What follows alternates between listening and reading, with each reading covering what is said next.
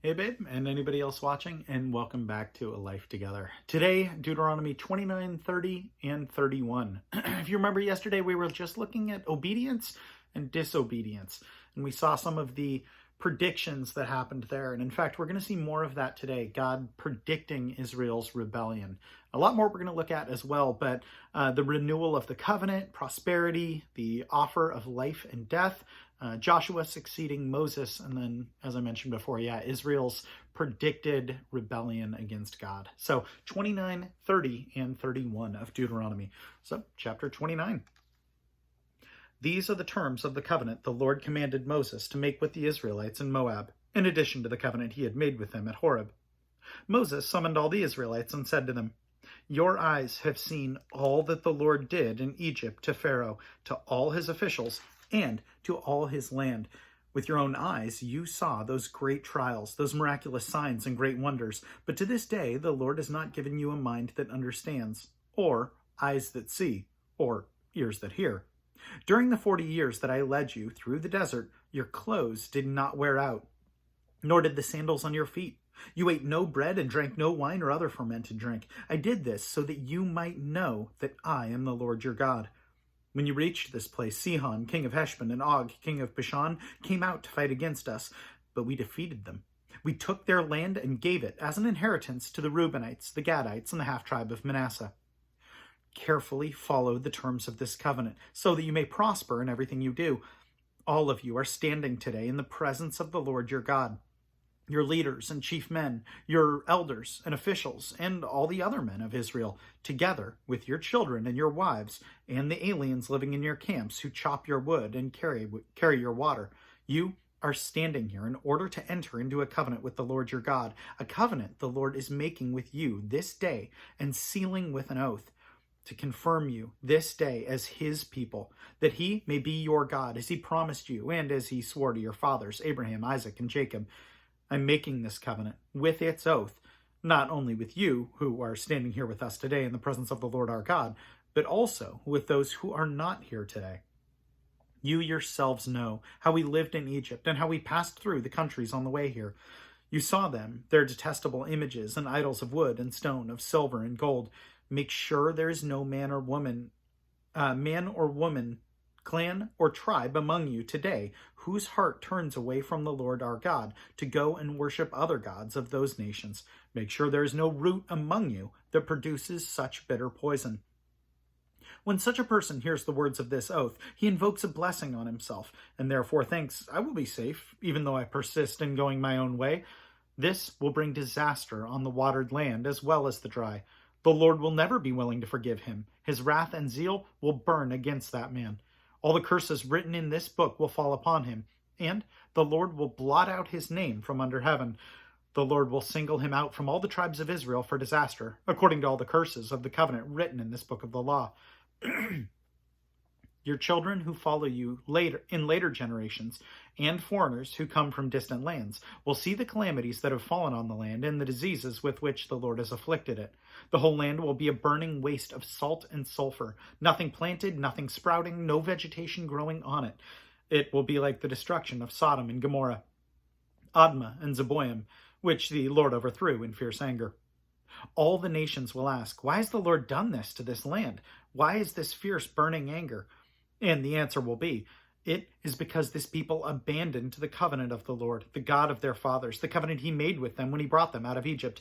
They went off and worshipped other gods and bowed down to them, gods they did not know, gods he had not given them. Therefore, the Lord's anger burned against this land, so that he brought on it all the curses written in this book. In furious anger and in great wrath, the Lord uprooted them from their land and thrust them into another land, as it is now. The secret things belong to the Lord our God, but the things revealed belong to us and to our children forever, that we may follow all the words of this law. Chapter 30.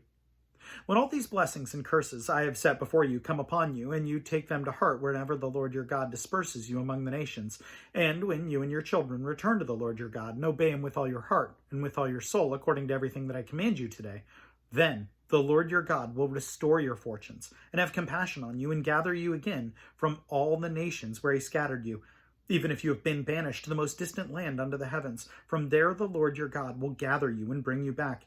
He will bring you to the land that belonged to your fathers, and you will take possession of it. He will make you more prosperous and numerous than your fathers. The Lord your God will circumcise your hearts and the hearts of your descendants, so that you may love him with all your heart and with all your soul, and live. The Lord your God will put all these curses on your enemies who hate and persecute you. You will again obey the Lord and follow all his commands I am giving you today. Then the Lord your God will make you most prosperous in all the work of your hands and in the fruit of your womb, the young of your livestock and the crops of your land. The Lord will again delight in you and make you prosperous, just as he delighted in your fathers, if you obey the Lord your God and keep his commands and decrees that are written in this book of the law, and turn to the Lord your God with all your heart and with all your soul. Now, what I am commanding you today is not too difficult for you or beyond your reach. It is not up in heaven so that you should ask, who will ascend into heaven and get it and proclaim it to us as we obey it? Nor is it beyond the sea, so that you have to ask, who will cross the sea and get it and proclaim it to us so that we may obey? No, the word is very near you. It is in your mouth and in your heart, so that you may obey it. See, I set before you today life and prosperity, death and destruction. For I command you today to love the Lord your God, to walk in his ways and to keep his commands, decrees, and laws. Then you will live and increase, and the Lord your God will bless you in the land you are entering to possess. But if your heart turns away and you are not obedient, if you are drawn away to bow down to other gods and to worship them, I declare to you this day that you will certainly be destroyed. You will not live long in the land you are crossing the Jordan to enter and possess. This day, I call heaven and earth as witnesses against you, that I have set before you life and death, blessings and curses. Now choose life, so that you and your children may live, and that you may love the Lord your God. Listen to his voice and hold fast to him, for the Lord is your life. He will give you many years in the land he swore to give to your fathers, Abraham, Isaac, and Jacob. Chapter 31. Then Moses went out and spoke these words to all Israel. I am now 120 years old, and I am no longer able to lead you. The Lord has said to me, you shall not cross the Jordan. The Lord your God himself will cross over ahead of you. He will destroy these nations before you, and you will take possession of their land. Joshua also will cross over ahead of you, as the Lord said. And the Lord will do to them what he did to Sihon and Og, the kings of the Amorites, who he destroyed along with their land. The Lord will deliver them to you, and you must do to them all that I have commanded you. Be strong and courageous. Do not be afraid or terrified because of them, for the Lord your God goes with you. He will never leave you nor forsake you. Then Moses summoned Joshua and said to him in the presence of all Israel, be strong and courageous, for you must go with this people into the land the Lord swore to their forefathers to give them, and you must divide it among them as their inheritance. The Lord himself goes before you and will be with you. He will never leave you nor forsake you. Do not be afraid. Do not be discouraged. So Moses wrote down this law and gave it to the priests, the sons of Levi, who carried the ark of the covenant of the Lord, and to all the elders of Israel. Then Moses commanded them, at the end of every 7 years, in the year for canceling debts during the Feast of Tabernacles, when all Israel comes to appear before the Lord your God at the place where he will choose, you shall read this law before them in their hearing. Assemble the people, men, women, and children, and the aliens living in your towns, so that they can listen and learn to fear the Lord your God and follow carefully all the words of this law. Their children who do not know this law must hear it and learn to fear the Lord your God as long as you live in the land you are crossing the Jordan to possess. The Lord said to Moses, now the day of your death is near. Call Joshua and present yourselves at the tent of meeting where I will commission him. So Moses and Joshua came and presented themselves at the tent of meeting. Then the Lord appeared at the tent in a pillar of cloud, and the cloud stood over the entrance to the tent. And the Lord said to Moses, you are going to rest with your fathers, and these people will soon prostitute themselves to the foreign gods of the land they are entering.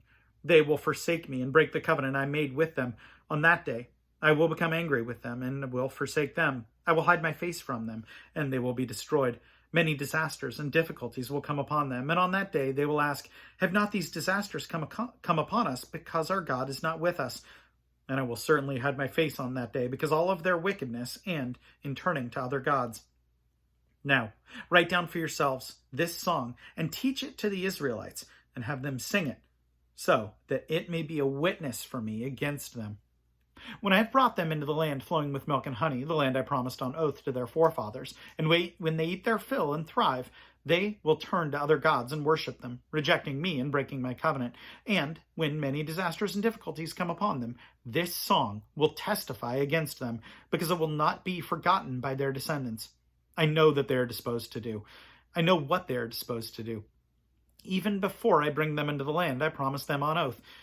So Moses wrote down this song that day and taught it to the Israelites.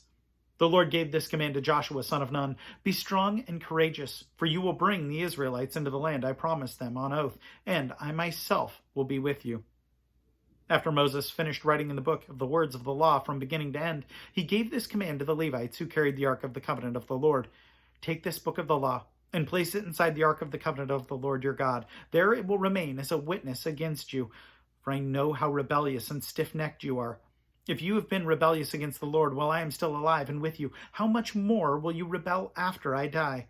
Assemble all the elders of your tribes and all your officials, so that I can speak these words in their hearing and call heaven and earth to testify against them. For I know that after my death, you are sure to become utterly corrupt and to turn from the way I have commanded you. In days to come, disaster will fall upon you because you did evil in the sight of the Lord and provoke him to anger by what your hands have made.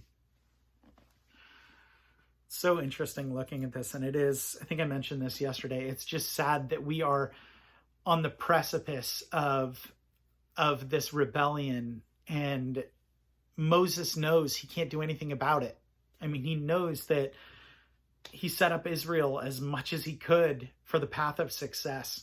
And I imagine that's what it feels like for a parent when they think, hey, I've done all I can for my child, but now they have to go live life on their own. I can only show them the way so many times, and they have to go live their life, but they're predisposed to sin and to darkness. And I imagine that's exactly how God feels about all of his children, knowing that we are just covered and steeped in sin, and yet he still loves us enough to make a new covenant with us because of his goodness and his love for us, not because of what we have done. But I think it's so important, and we talked about that obedience and disobedience yesterday, that it's amazing to think about the grace of God, knowing how fallen we are and how predisposed to our own rebellions that God already knew were going to happen, and yet he still loves us anyway. Worth praying about. God, we thank you so much that despite all our fallenness, you still desire that relationship with us. You still love us.